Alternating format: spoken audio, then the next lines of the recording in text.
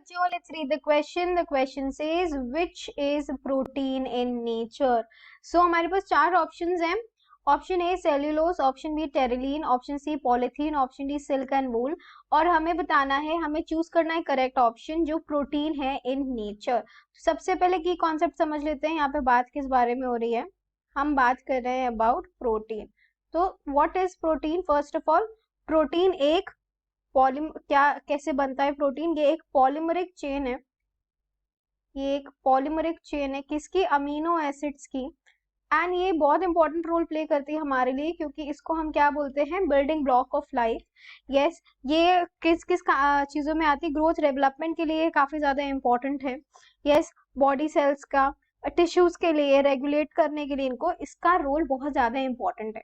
अब now let's go one by one and understand each option. एक एक option को हम डिटेल में समझते हैं ताकि हम समझ सके कि जो है वो क्या प्रोटीन है बाय नेचर या इन नेचर या नहीं. सबसे पहले हम लोग सेल्यूलोज की बात करते हैं.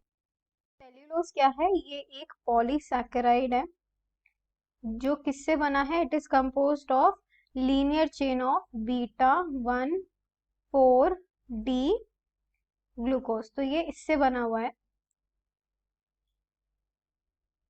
Carbon, hydrogen and oxygen atom. ये सेल वॉल का मेन सब्सटेंस यानी सेल वॉल इसी से बने हैं प्लांट्स में.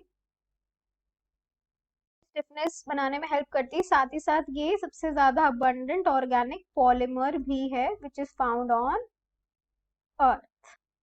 जैसे हमारा जो सेल्यूलोज है वो आंसर करेक्ट नहीं, रॉन्ग हो जाएगा. क्यों? क्योंकि ये प्रोटीनियस नहीं है नेचर में. ये एक पॉलीसैकेराइड है जो ग्लूकोज से बना हुआ है. सो ऑप्शन ए हमारा कैंसिल हो गया. Now let's see option number B. हमारा ऑप्शन नंबर बी है टेरिलीन. सिंथेटिक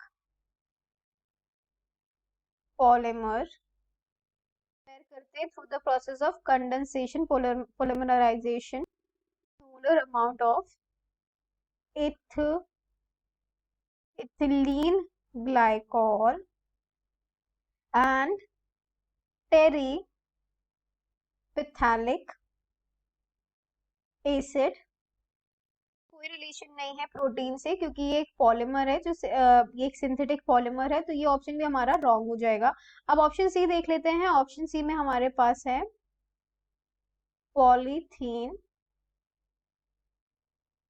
बेसिकली क्या है? ये टाइप ऑफ प्लास्टिक है जो कैसे फॉर्म होती है? पॉलीमराइजेशन ऑफ एथिलीन से. ये हमारा प्रोटीन नहीं है, ये क्या है? It is a type of resin. तो ये ऑप्शन भी हम क्या कर देंगे? कैंसल आउट कर देंगे. अब बचा हमारा डी ऑप्शन. डी ऑप्शन में क्या है हमारे पास? सिल्क एंड वूल. हम लोग वूल फाइबर की बात करते हैं. वूल फाइबर बेसिकली बना होता है प्रोटीन से. इसमें क्या क्या होता है? वूल में लिपिड से बना होता है ये, और बना होता है प्रोटीन से. और प्रोटीन भी कौन सा वाला? केराटिन से. हम सिल्क फाइबर की बात करते हैं. तो सिल्क किससे बना हुआ है? ये बना है फाइब्रोइन से, जो क्या है? ये है एक इनसॉल्यूबल प्रोटीन. तो फाइनल आंसर हमारा क्या हो जाएगा? डी वाला प्रोटीन बिल्कुल है. So the final answer for the question is which is protein in nature? It is option number D, silk and wool. So I hope you have understood the solution. Best of luck.